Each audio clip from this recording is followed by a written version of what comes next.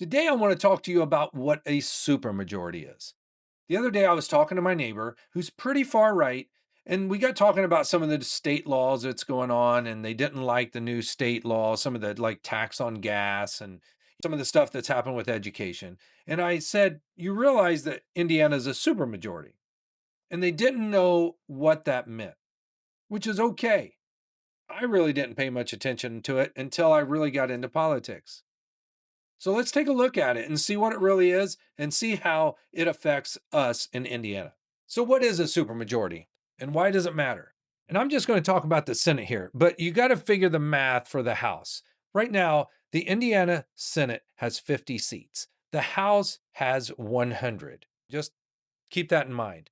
If you had a majority or a simple majority of the 50 seats in the Indiana Senate, that's 26 seats. Makes sense. 51%, and then you have the other 49, you have a simple majority. Unfortunately, a supermajority, which, by the way, this is a lower number of supermajority, is 34 seats or two-thirds. And at 34 seats, one party can pass any bill, override the governor's veto, and amend the state constitution without any votes from the other side. Now, personally, I don't think any party should have that much power. But let's move forward. Let's take a look at this. How it happened. In 2010, actually, the Indiana House flipped over to a supermajority. And then in 2012, the Republicans crossed that two-thirds threshold in the Senate, making the entire state legislature a supermajority for the Republicans. So since 2012, so what is that? 14 years, Republicans have had a supermajority in the state of Indiana. Now, that's a long time. And what got me thinking about this was a lot of people blame the Democrats for a lot of the bills that got passed in the state of Indiana. There's no way that could happen.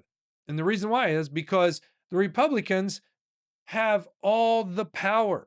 Now, we're talking just at the Senate level here, just to keep things simple. But at 34, they had a supermajority. Well, they actually sit at 40.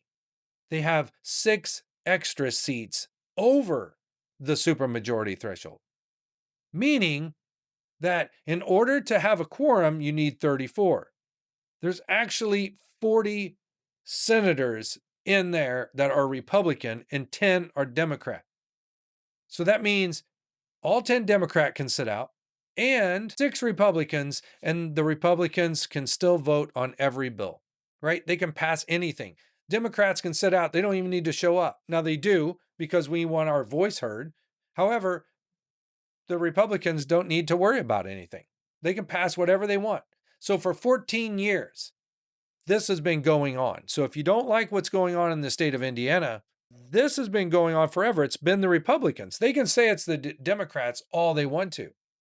But when you have this much of a supermajority and this much power, I think you realize that they've been passing whatever they want and it needs to stop. So elect me, Todd Shelton, for State Senate District 25. I'm a veteran, educator, and a small business owner. I'm here to listen to you, lead, and deliver. We need a change in District 25.